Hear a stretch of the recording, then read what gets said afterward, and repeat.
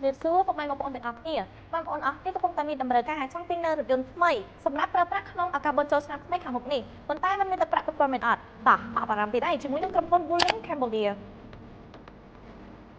ពួកបងប្អូននឹងមានតែប្រាក់ត្រឹមតែ$4000ជាងនេះក៏អាចមកសិក្សាដកនៅរថយន្ត Starline S របស់យើងយកទៅប្រើប្រាស់បានផងដែរ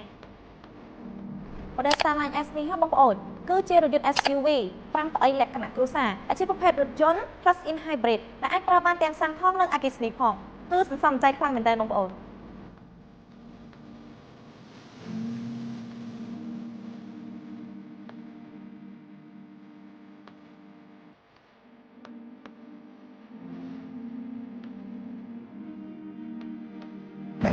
បងឯកសារសិក្សារំលឹកគឺងាយខ្លាំងមែនទែនអត់ដែលការគ្រប់បញ្ចាំងទេបើថាបងធ្វើការគឺជាអ្នករកស៊ីទេគឺបងអាចសិក្សាបានដូចគ្នាហើយរយៈពេលនៃការសិក្សាគឺលឿនមែនទែនត្រឹមតែមួយសប្តាហ៍ទេគឺបងអាចមកដកឡានចូលទៅបាន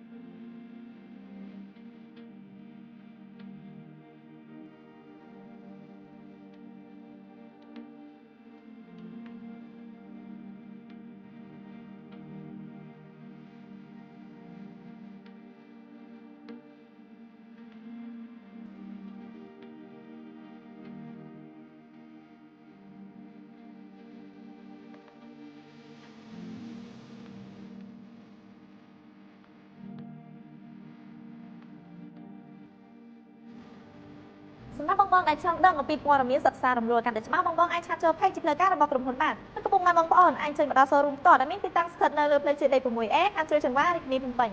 តោះបងដាក់ឯកសារសិក្សាលើនេះដើម្បីបានរកស៊ីទិលេស្រុកទាំងអស់គ្នាបាយបាយ